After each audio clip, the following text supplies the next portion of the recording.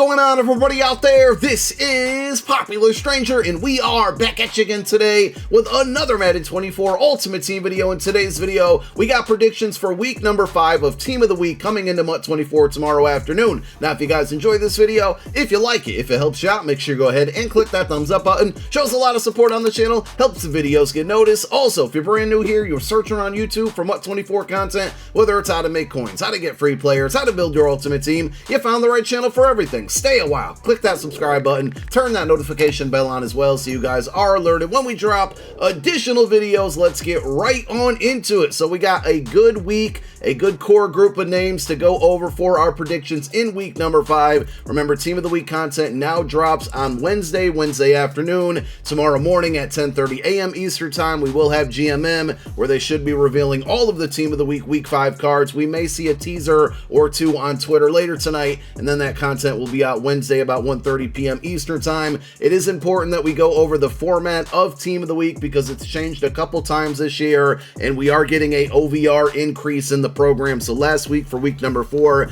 the champions got 89 overall cards, and if you look back at week 3 and week 4, you look into the item sets, it requires specific players from that week, which means you can no longer pre-build any of these sets. Unfortunately, for preseason into weeks 1 and 2, you could use older cards, which is definitely a W. You can no longer do that. So with the OVR increase, we now should see 2 champions, 1 offense, 1 defense at 90 overall, and then also 2 LTDs, one of a current season player who had a good week 5 performance, one of a current day player who had a good week 5 performance in a prior year. So we'll give you our guesses on that. For the heroes, those should jump up to 87 overalls, and then the low elites, I believe, would go to 81s and 83 overalls. So with all of that being said, let's jump on into the predictions. We're going to start at quarterback with Joe Burrow, who, he threw to somebody else who's probably going to get the Team of the Week card, but if they don't give Jamar Chase the card, there's a spoiler alert, you saw it in the thumbnail as well. Shout out to my guy Flames, who's been making these custom Team of the Week card art pictures for me to use in the thumbnails. Basically, if they don't give it to Jamar Chase, Joe Burrow could make a strong case for a card, 317 passing yards, and of course 3 touchdowns through the air, all going to Jamar Chase. We did get a lot of quarterbacks over the last couple days or weeks, I should say, so I don't know if we see another QB from this promo, especially with Most Feared upcoming on Thursday, but we shall see. And then one other quarterback who could get a low elite card is Desmond Ridder, who had 329 passing yards. That's a lot for him. 1 passing touchdown. He had a game-winning drive for a field goal. He didn't kick the field goal, obviously, and he also had 1 rushing touchdown. So big game for him, big win for the Falcons there. And those are the 2 quarterbacks, excluding maybe an LTD, that could potentially get a Team of the Week, week number 5 card. At running back, it really comes down to 2 players, and I think Breece Hall is almost a lock. I think he could be our potential Team of the Week hero. He's a big Madden Ultimate Team player, a big Madden player, so I think, they might lean a little bit extra here to give him a card, but he certainly deserves it. 177 rushing yards and 1 touchdown. Hopefully he does not have a similar performance next week or this upcoming week when the Jets play the Eagles. I think our D-line is gonna limit him, though. We're really good at run defense this year, not so much at pass defense. You guys don't care. The other one is going to be Zach Moss, who already got a Team of the Week card, so I don't know if they give him another one. He had 165 yards on the ground and 2 touchdowns, so again, just a really good performance. People are going to get snubbed at the end of the day. A lot of good performances every week. The same thing holds true for week number 5, and here's where the snubs could begin, and I'm going to give you a couple hypotheticals here. We got DJ Moore, right? 8 catches, 230 receiving yards, 3 touchdowns. Fantastic game. He already has an 80 overall, so there's a couple different routes EA could go. They could give him the offensive champion, which would be a 90 overall. They could give him an LTD, which would be a 90 overall. They could also give him the hero card, which would be an 87 overall, and I think a +7 increase is fair. He had a really good game, though, but if they give him the hero, then where does Breece Hall land, right? Because they're not going to give Breece Hall like an 83 overall, so that's tricky part number 1 to this whole equation. And then the other one is obviously Jamar Chase, who had 15 catches for 192 yards and 3 touchdowns as well. Does he get the hero? Or sorry, the champion. Does he get the LTD? He won't get the hero because he already has an 85 overall. They're not going to +2 him to give him to get him up to an 87. And then the other variable here is, did they already have him planned for future content? Maybe even Most Feared.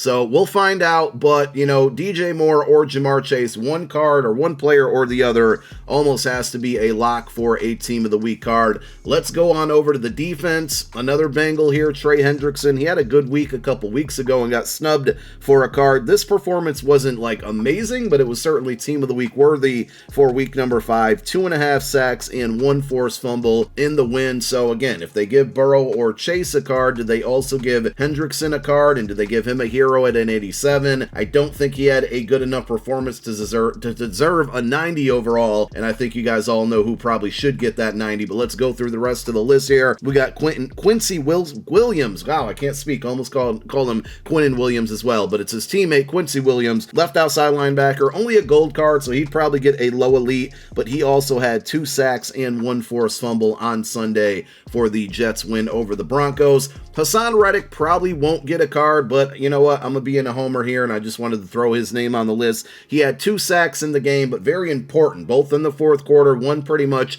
the game-clinching sack to end the game there. 86 overall, so really the only room for him is the champion, maybe an LTD. I don't think his performance was good enough for either of those, unfortunately, because Fred Warner exists, and Fred Warner should get the 90 overall. With the brand new Lurk Artist ability, this could end up being a very good and expensive card if he gets a 90 overall, because he always has really good cards to begin with, and now with that Lurk Artist ability, linebackers are kind of back right now, so I think we're all kind of anticipating that. 8 total tackles, 1 sack, 1 forced fumble, and 1 interception. He pretty much filled up the stat sheet, and again, this one feels like a lock for a 90 overall card.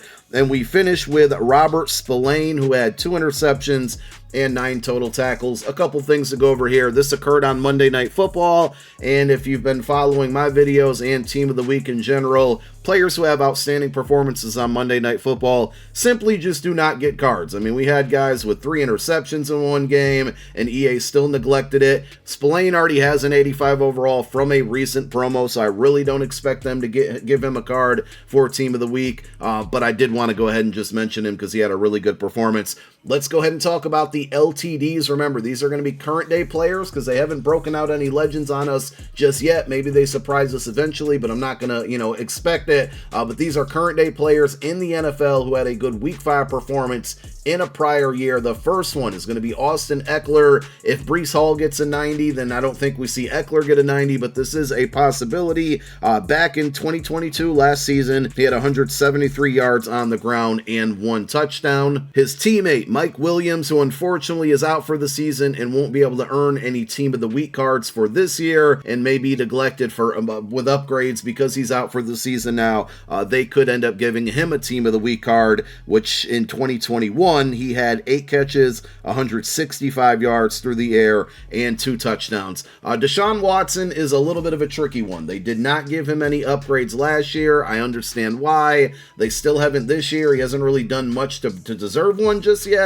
But if you take a look back in 2019, he had 5 touchdown passes in one game, 426 passing yards, 5 touchdowns. He only has the 79 overall core gold. I said it earlier with Joe Burrow and Desmond Ridder. We've gotten a lot of quarterbacks over the last week or so I don't know if we see another high-end quarterback from this promo on Wednesday, but if there was a performance that deserves one, that's a pretty good one. 5 touchdowns in one game. Brandon Graham, I'm just throwing it out here again. I'm being a homer, but back in 2019, he did have a game where he got 3 sacks.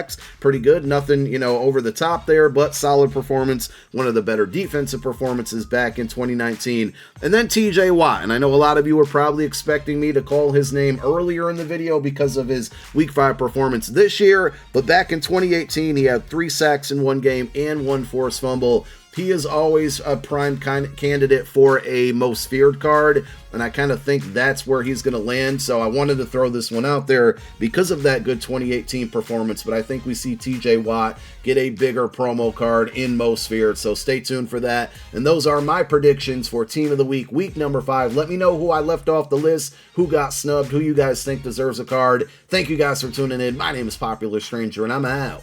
Peace.